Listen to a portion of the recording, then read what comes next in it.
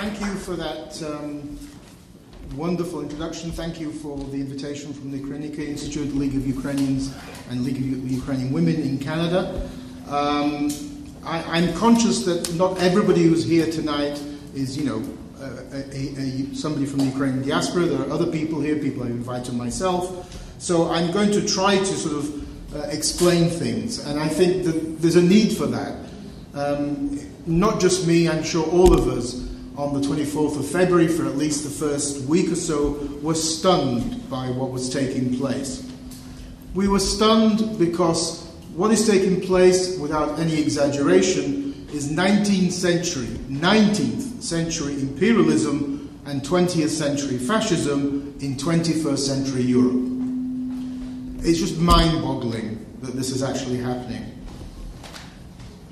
I'll also immediately say on the record that Vladimir Putin is a psychopath, sociopath, whatever word you want to call it, in that genre, with absolutely no care in the world for the lives of Ukrainians and for the life of his own people. The current death rate of Russian soldiers is about 85,000, plus usually 2 to 3 times more wounded. This I don't want to call him, I nearly called him a gentleman. This person is pure evil, and his regime is stagnant, corrupt, and a Stalinized Russian system. He's facing, and so when we think of that, this is literally, without any debate, a war between good and evil. There's no middle ground. There's no debate who's on which side. Ukraine is on the side of good, and the West is backing, including Canada, is backing the side of the good, and the side of evil is what Russia. Because we all know this isn't just an invasion. All of the war crimes that are taking place are simply mind-boggling in Ukraine. He's faced by a Ukrainian president that many of us had doubts about, including myself. So this is the second time in a week where I've said I've been wrong. It's very rare for an academic to do that. It's practically impossible. So suck it in. And the Ukrainians, including me, believe that Zelensky wouldn't really be a great commander-in-chief. After all, his background was in acting, great comedian. He wasn't really very good at politics. He was quite naive when he came to power. But there's nothing like Russian imperialism to backen up, to stiffen up your spine. And today, 10 months into the war, there's simply no question again that we can describe Volodymyr Zelensky as Ukraine's Winston Churchill. Absolutely. He has been literally incredible. I mean, his previous work, in PR, in acting, has proved invaluable in giving his speeches to various parliaments, to governments, to international organizations. He's created fashion trends, and made even Macron dress a bit like that. But more importantly, what it's shown is that Russia's entire propaganda attack on Ukraine, that this is a country run by Nazis, and remember the goal, or one of the goals, of Russia's so-called special military operation, so invasion, was denazification of Ukraine. Well, how the hell do you denazify a country where the Ministry of Defense and the President are both Jewish? How? This is absolutely ridiculous. Nobody believes it. It's it makes Russia a laughingstock. The only fascists in this war are in the Kremlin. In both their daily, and I find these clips, I mean, I would have gone mad if I watched Russian TV every day, so I'm glad that other people post these clips on Twitter and elsewhere. But Russian TV on a daily basis calls for the genocide of Ukrainians. That is fascism. Zelensky is also interesting from the viewpoint of the Ukrainian diaspora because I think we've changed. But of course, you know, a big proportion of the Ukrainian diaspora came from Western Ukraine. There were Ukrainian speakers. You know, because of history, because of colonization, because of Russification, a large number of people in Ukraine spoke Russian. Again, it's not surprising. I grew up in Britain. You know, a lot of Irish people don't speak Gaelic. They speak English. In fact, there are more Irish people in England than there are in Ireland.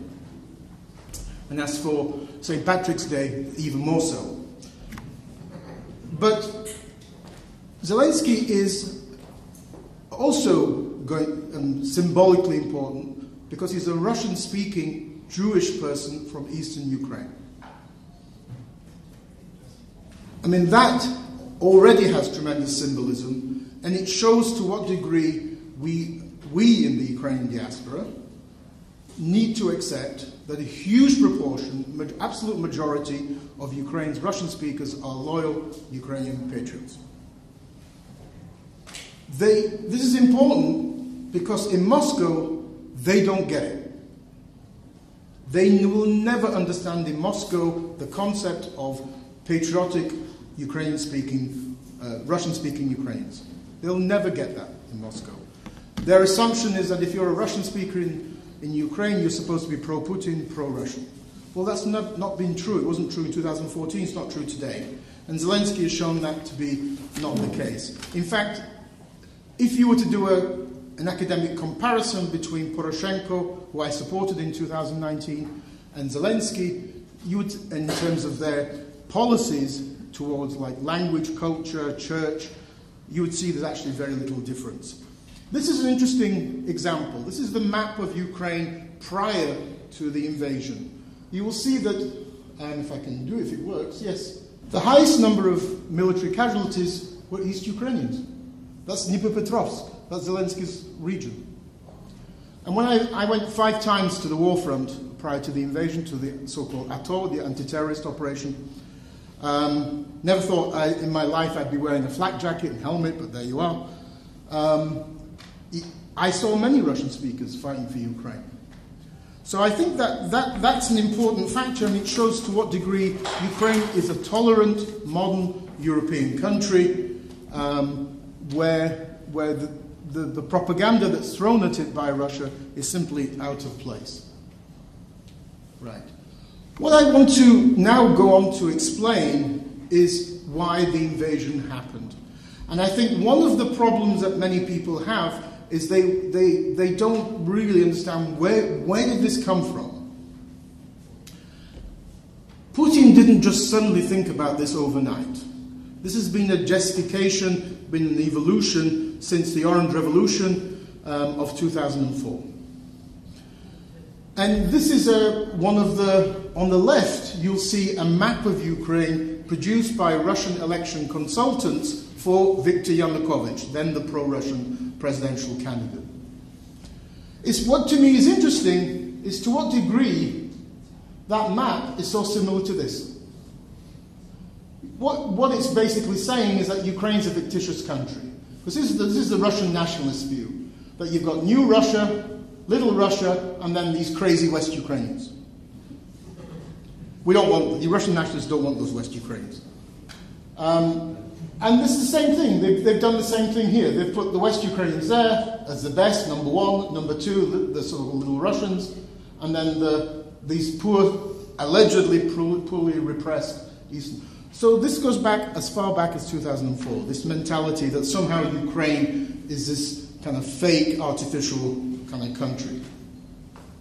What happened was after the Orange Revolution, which for Putin was one actual Russian academic described the Orange Revolution for Putin as his 9/11, because he came to Ukraine to support Yanukovych, and Yanukovych was tried to win by election fraud, and he failed. Ukraine, in that sense, is not like Russia. And I think there's at least one friend here, Boris Gogos and myself, who were there in the Orange Revolution. There were probably lots of Canadian Ukrainians there acting as election observers. What happened after that was a swing to the right, one of many swings to the right in Russia, to the far right. I think I count really 3. So after the Orange Revolution, 2012, when Putin comes back to power as president, and also in 2020, when the Russian constitution is changed, and Putin becomes dictator for life, president for life, and Russia transforms into a fascist totalitarian dictatorship. After the Orange Revolution, what happened is that Russian nationalism begins to reincorporate, rehabilitate, revive these white Russian emigres. You probably had some in Canada, but they all came here to the West in the 1920s and 30s, particularly to places like Paris. They tended to be all fascists, anti-Semites, and they all denied the existence of Ukrainian Ukrainians. So they prolonged that sort of Tsarist tradition that there's really just three branches of a Russian nation: Great Russians, Little Russians, White Russians. From 2005, Putin begins to cite these people. Their works begin to be republished. They're circulated amongst children at school, amongst soldiers, amongst political regional elites. So you've got 15 years or so of this kind of dehumanization of Ukrainians through republished works and on Russian television, saying that Ukrainians don't exist. This is a puppet state. This is a US puppet state. It's all a fake. Ukrainian language doesn't exist. Ukrainian people don't exist. And mocking. Complete mocking. I think British, French colonialists would be embarrassed at the stuff you would have found on Russian television when they mocked Ukrainians. And that evolved into, firstly, the creation in 2007 of what was called the Russian World, this organization to unite the Russians, Ukrainians, and Belarusians. And then the unification, very important, the unification of the emigre Russian church and the Russian Orthodox Church inside Russia. What that did was put Russian nationalism on steroids. Because the Russian Orthodox Church in the emigration was just this conserved white Russian emigre structure, which continued to believe Ukrainians, who are they? They don't exist. We're just CIA squatters on Russian territory. Putin, they do musical chairs. Putin becomes prime minister for a few years, and he gets it into his head that he is going to go into Russian history as the so-called gatherer of Russian lands.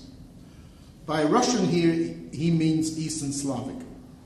And he begins to implement that when he comes back to power as the president in 2012. And that's when things start speeding up. That starts speeding up. So, funding extreme right-wing political parties in Europe, anti-Western xenophobia, anti-LGBT, this campaign of Gay Europa, and of course attempts to prevent Ukraine integrating into the European Union, because then Ukraine was about to sign an association agreement with the European Union that Russia was determined to end. That continuous pressure between 2012 and 2013 on Ukraine led, as we know, to Yanukovych backing off. And then when he backed off, that led to that popular uprising we know as the Euromaidan Revolution of Dignity. Putin's goal was to get Yanukovych to turn his back on Europe, to become re-elected, and then to take Ukraine into the Eurasian Union. Because for Putin, the core countries of that Eurasian Union are these Eastern Slavs, the Russian world. Ukraine, Russia, Belarus. That didn't happen. Putin had a second 9/11 with the Euromaidan. And of course, by 2014, this is a very different Putin to 2004. Far more angry. That guy definitely needs anger management classes. Talk about a Napoleon complex. And far more extreme nationalist and far more anti-Ukrainian. And so he invades Crimea and annexes Crimea. The first time a country's territory is annexed after World War II by somewhere in Europe. and tries to launch pro-Russian uprisings in what he tries to organize, in that yellow area on the left, he tries to organize uprisings in what he calls New Russia, which is a Tsarist term that everybody had forgotten about from the late 19th century to this so-called area of Ukraine. Those uprisings failed. They failed because even Russian-speaking Ukrainians in those areas did not support Russia. They managed to get a bit of activity in the Donbass region, in the far east of that yellow area, and then invaded twice. When they were about to be defeated by Ukrainian forces, Russia invaded twice and supported them, and they created these kind of proxy republics there. What then we had was about eight years of, between 2014 and 2022, of Russia trying to impose on Ukraine its understanding or its version of the so-called Minsk agreements, the peace accords from 2014-2015. Now, not only did Poroshenko, the Ukrainian so-called nationalist president, but he was never a nationalist, center-right president, refuse, but even Volodymyr Zelensky refused. Because if Ukraine had agreed to those Russian demands, it would be the equivalent of capitulation. Russia was demanding de facto a kind of a creation of I called it a Bosnianized Ukraine. Sort of a lot of regions, not really a country, a lot of different regions where you would have probably pro-Russian puppets in charge, where these Donbass regions that they controlled would make demands on domestic and foreign policy. Ukraine would no longer be applying for NATO EU membership, would be some kind of Finlandized country. God knows, it wouldn't look like a real Ukraine to many people. So that was refused by both Poroshenko and by Zelensky. What I think changed and made Putin eventually invade was a number of factors. Firstly, that frustration with not imposing their understanding or their version of the Minsk Accords on Ukraine. Secondly, the very concept of compromise doesn't exist for a KGB mindset like Putin's. And remember, Putin's both KGB and Russian chauvinist. So it's like, you do what I tell you, that's it, there's no discussion. And thirdly, I think coronavirus. Putin completely isolated himself for about 2 years and undoubtedly read too many white Russian emigre books. In the meantime, Zelensky is getting, this is like a perennial story in Ukrainian history. Zelensky is getting fed up with Putin, just like previous Ukrainian leaders have. And he starts he actually starts copying or following many of the policies that previously Poroshenko did.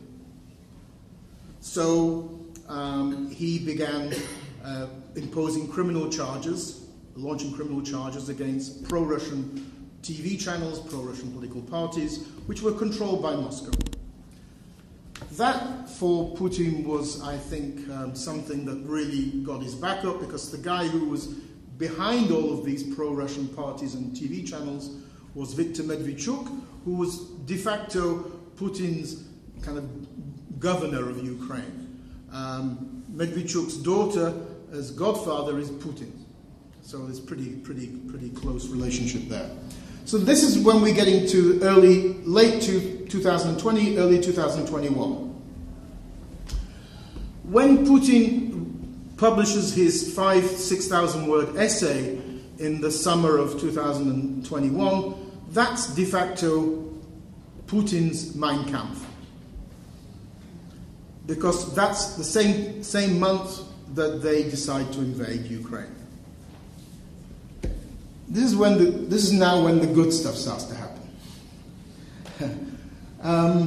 Because, and this is where this slide is important, finally, they don't quite figure out Ukraine isn't little Russia and Ukraine is not Russia.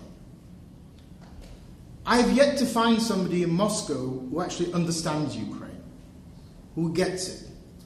That because you can't understand the country if you just have stereotypes about the country. I mean, we had the same problem in Britain about Ireland for decades or centuries. It's the same colonial, dismissive attitude. And who are these peasants? What the hell do they want? And they increasingly xenophobic demands about, you know, you need to come back, you need to do this. But what they don't get is that the Ukraine as a country and Ukrainians as a people have moved on. I often joke, and I love this, that Ukraine has had 3 revolutions since 1990. The last Russian Revolution was in 1917.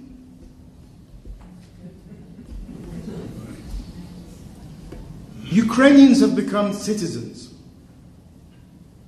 without any exaggeration. They have agency. They feel they have power. That's reflected in the massive, and I'm not exaggerating, massive volunteer movement, massive civil society, and this volunteer movement is literally from children on the street corners. It's actually very moving, singing and collecting money for soldiers, to old age pensioners at the age of 80, 85, giving their life savings to the Ukrainian army. This is a people's war. These are citizens who are united horizontally as citizens, as volunteers, as civil society, as veterans, facing a country built vertically. Russians are still slaves. They're still serfs and subjects. And they've descended into a worse environment under Putin in the last 20 years.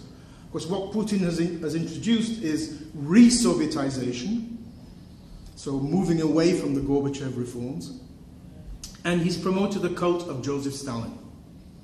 Could you imagine a former Gestapo officer coming to power in Germany and promoting a cult of Adolf Hitler? Well, a former KGB officer came to power in Russia and promoted the cult of Stalin. There's no difference. That means human life in Russia means nothing. Absolutely nothing. You see that how they just leave and dump their own wounded on the battlefield and killed people as well. They simply don't care. There's simply no value for human life. Contrast that with how Ukrainians treat their wounded and how Ukrainians in every town and village come out and commemorate the death of Ukrainian soldiers.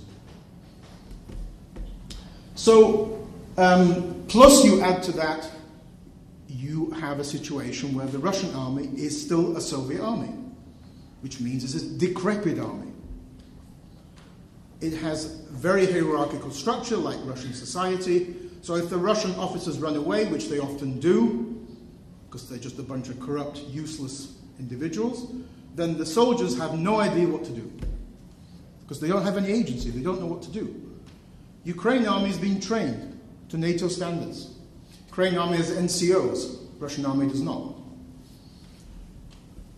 That means that you're trained to adapt, be flexible, to be autonomous, to improvise on the battlefield. To give an example, if there's a group, I've seen videos of this, a group of Russian special forces moving down a village street and they see they're about to be attacked, they all run into the same house, making them a very easy target. And any normal Western army, Ukrainian army as well, would disperse. They wouldn't come together into one. That training is absolutely important. It's one reason, by the way, why Azerbaijan defeated Armenia, because Armenia's army is also trained in Russia. Azerbaijan is trained in Turkey and the US. You add to that Western arms, which are way, way better than Russian arms. I don't think anybody's going to be buying Russian arms after this war abroad.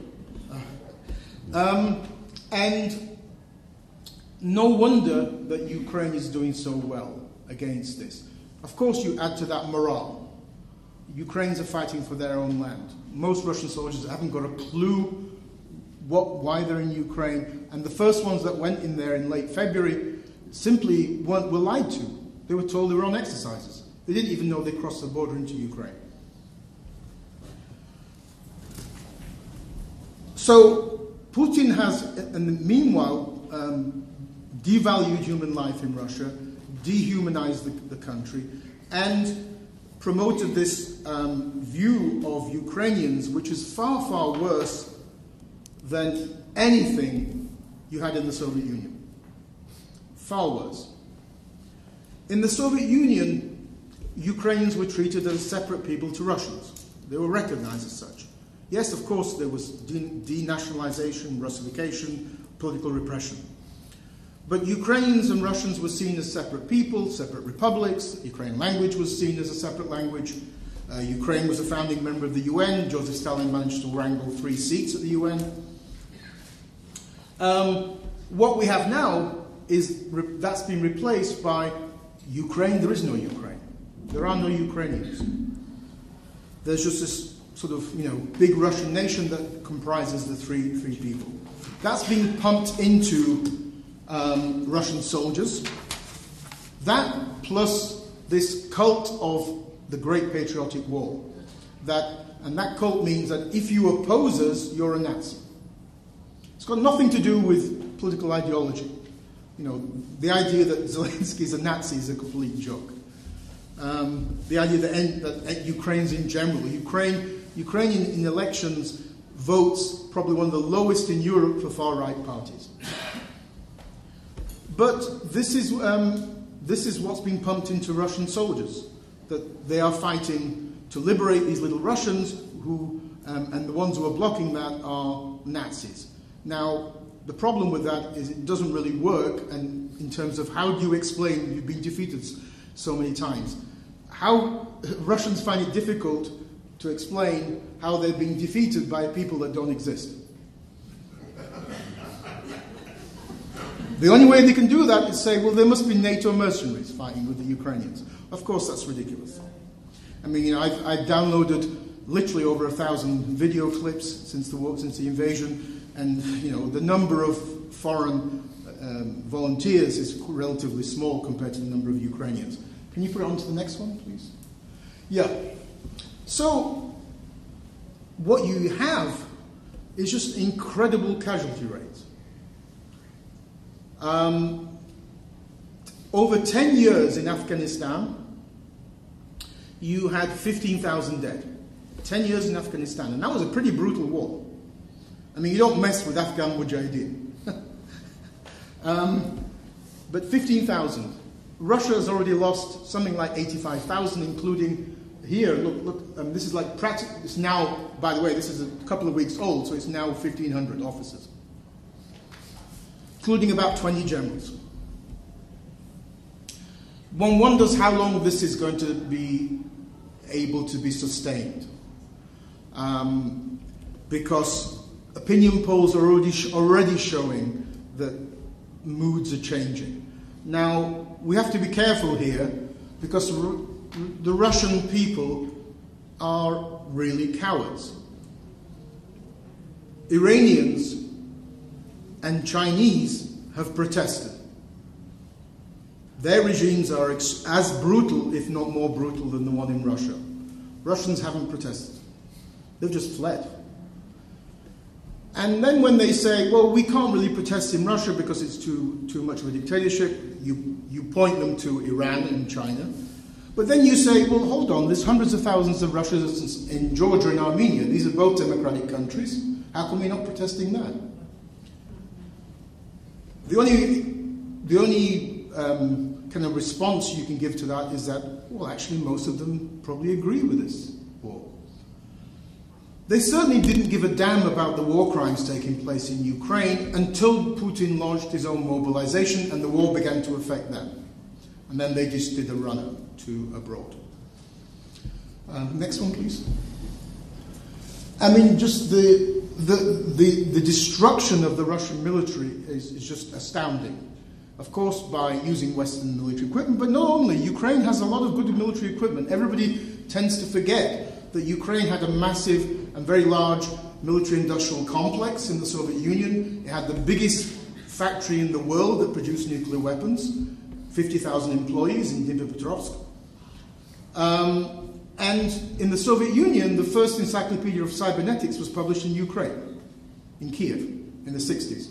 So you've got a lot of kind of expertise in IT, and you needed IT for nuclear weapons and for the military-industrial complex, and that certainly is being applied to Ukrainian military technology today. When Ukraine, a month ago, launched a sea drone attack on the Black Sea Fleet, that was the first sea drone attack in military history.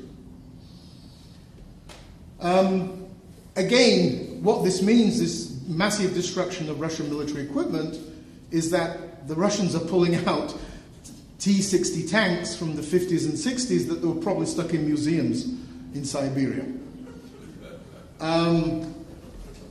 It shows you how really poor quality Russian military equipment was.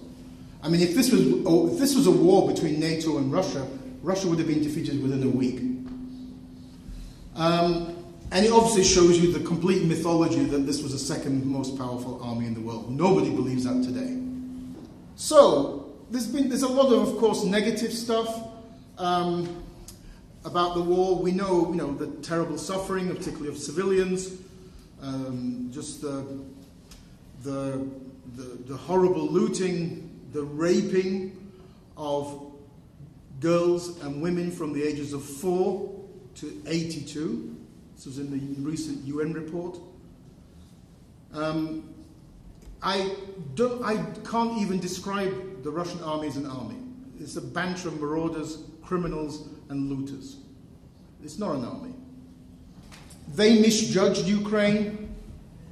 They sent in only 175,000 troops, which is extremely small. Usually an invading force needs 2 to 3 times more troops than a defending force to overwhelm the defenders.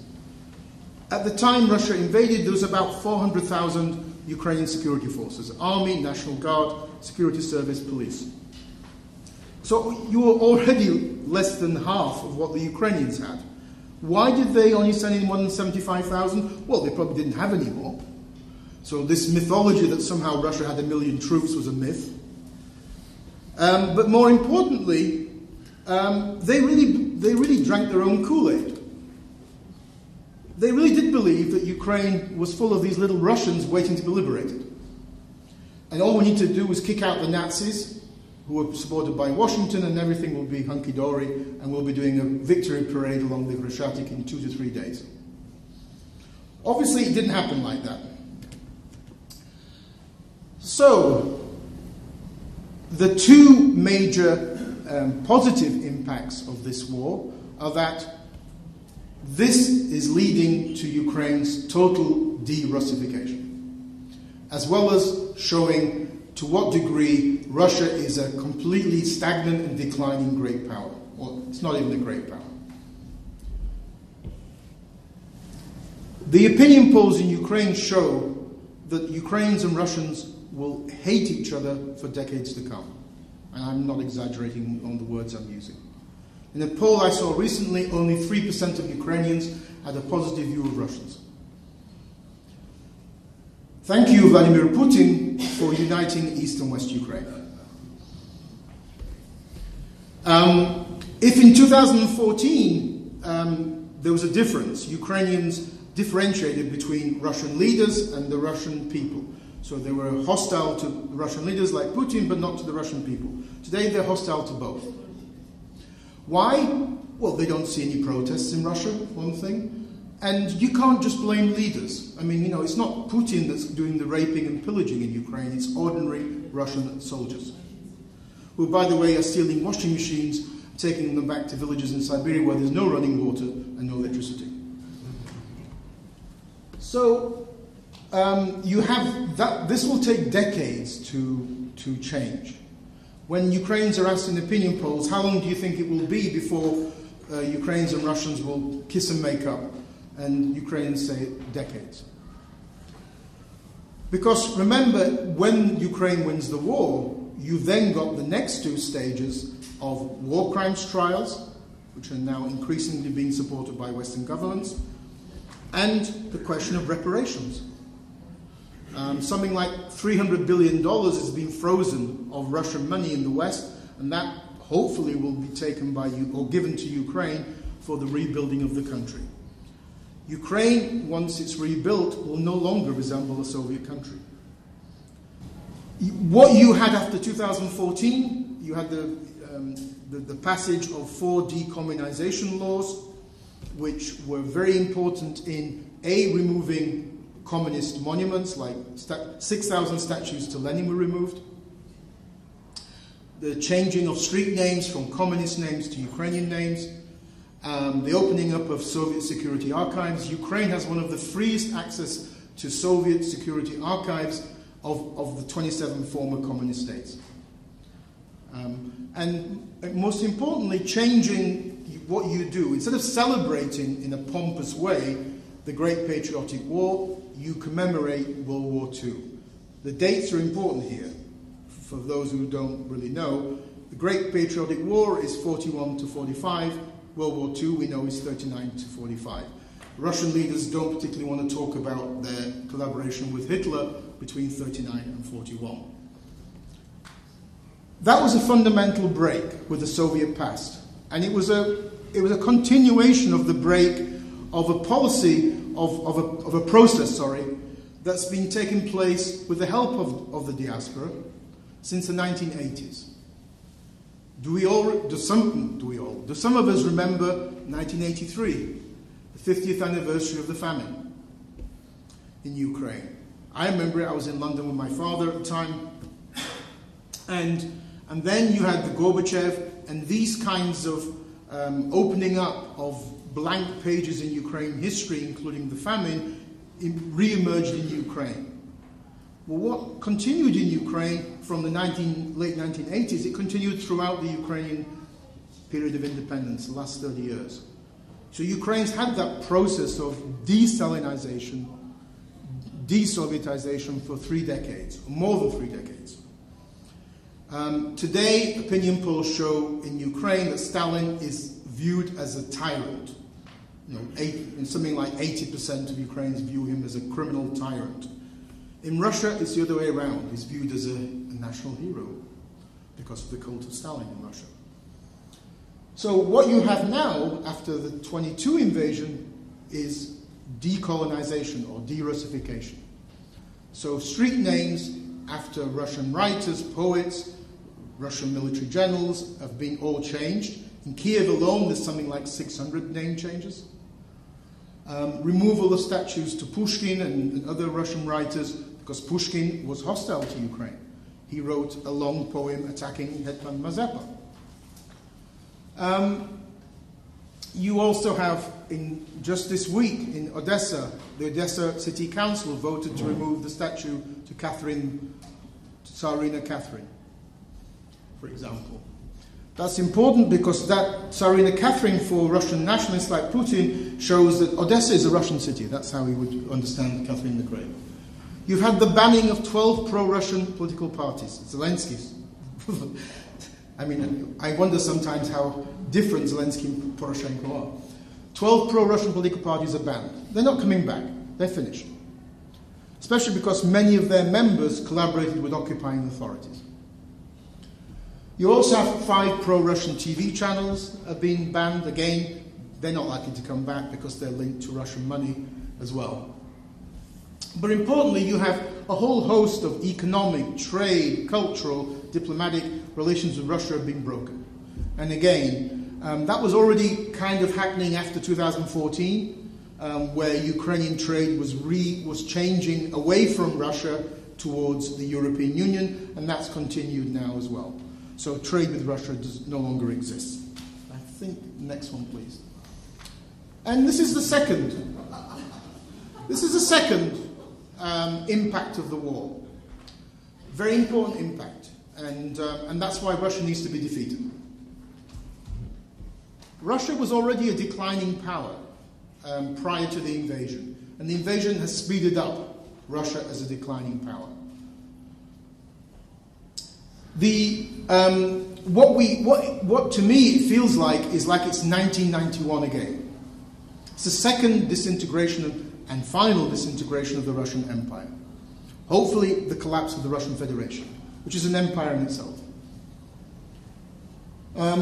Russian leaders, not just Putin, including Yeltsin, always demanded that the West recognize this former Soviet Union as Russia's exclusive sphere of influence. The other countries had no choice in the matter. It wasn't up to Ukrainians or Georgians or Kazakhs. Russians decided on their behalf. Russians never treated them as real sovereign independent countries. That's all gone. There are only two puppet states left in the former Soviet Union. Belarus, because of course Lukashenko tried to stay in power with fraudulent elections, and Putin kept him in power in 2020 when the Belarusians rose up. And unfortunately Armenia, which is a more complicated and more difficult question. I just published this week an article condemning how Armenia is helping Iran and Russia send those drones against Ukraine. And if you have any contacts here, I think, with the Armenian community, you should actually work on that, because I think it's embarrassing for, so one thing for Iran, Russia and Belarus are all autocratic dictatorships. Armenia is supposed to be a democracy. Why the hell are you supporting countries committing genocide against Ukraine?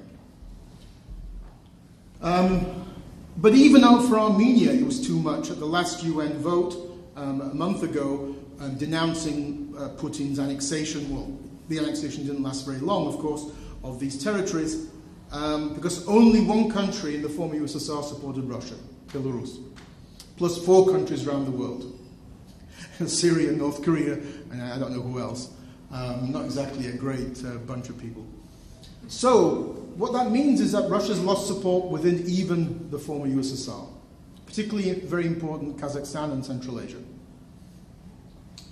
As we see from the cartoon, Russia has become China's younger brother.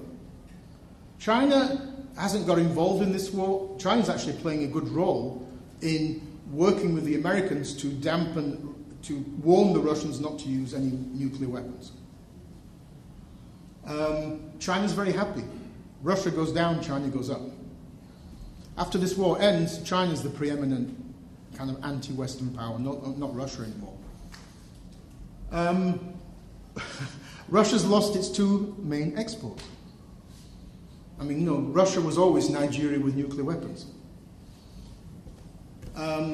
There's no such thing as a Russian Huawei or Samsung or whatever. I mean, what does Russia export? What technology does Russia have?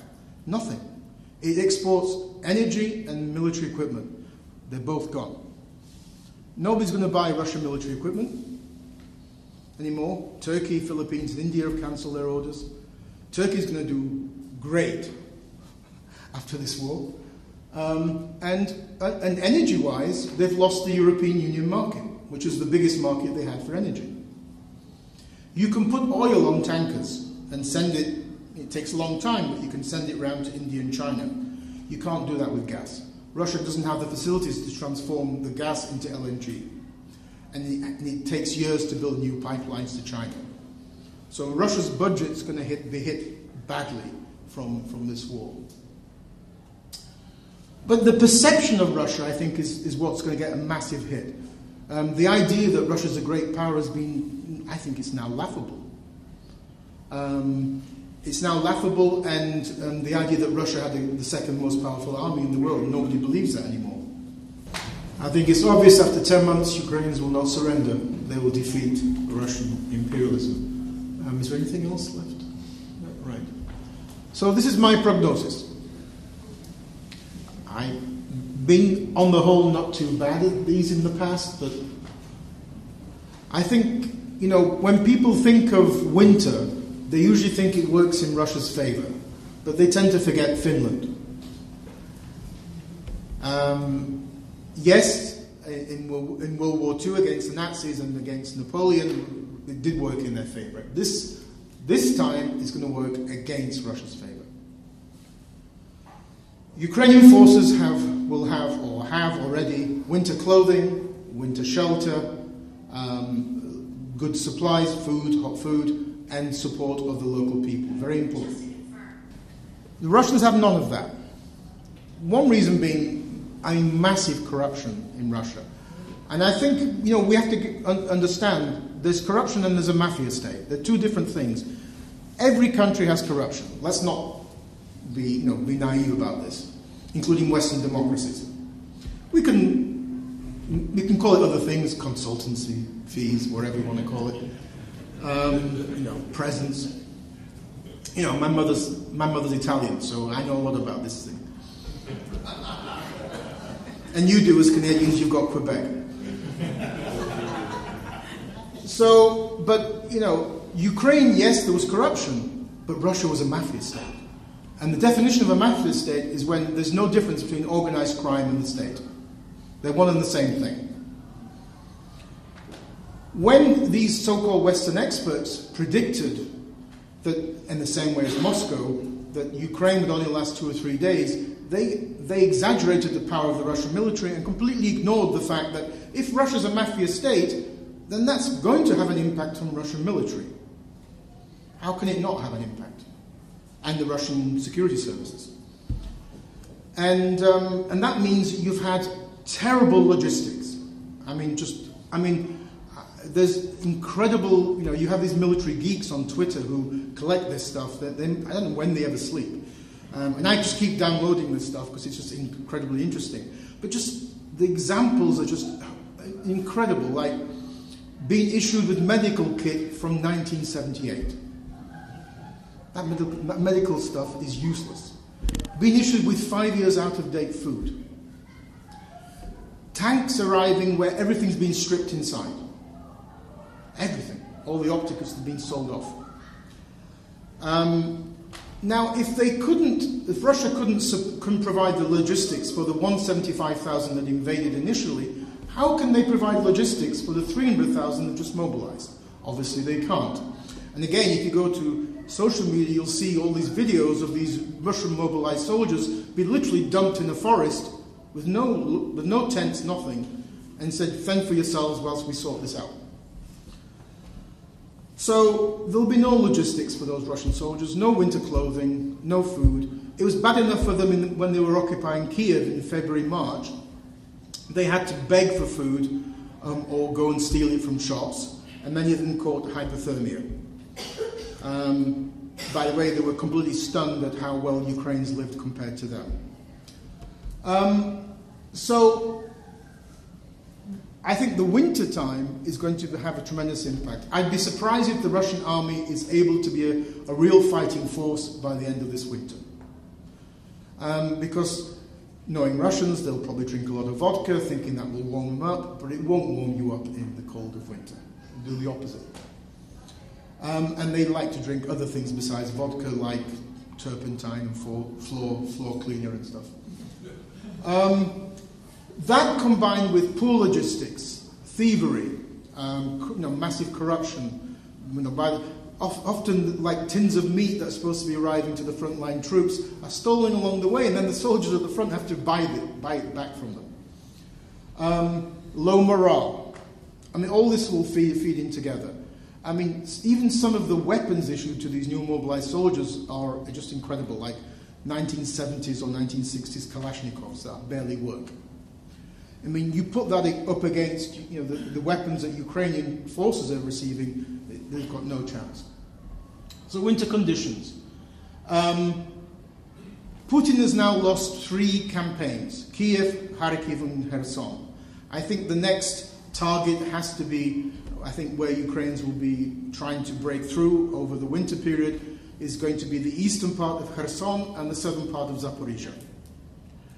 Now, it's wrong to think that you can't fight in winter. When it's muddy, which is now, before the snow comes, yes, it's more difficult. Muddy doesn't really help. But when the ground's frozen, tanks and APCs can move on frozen ground. So I don't think that will necessarily stop it. The reason why Putin and Russia are launching these horrible strikes against Ukrainian utilities to try and freeze out Ukrainians over winter is because they're too scared to face Ukrainian troops on the ground. It's as simple as that. Because the attrition rate for Russian soldiers is getting huge. Again, just look on social media, the amount of Russian killed is just the battlefield is littered with them, especially in the Donbass region.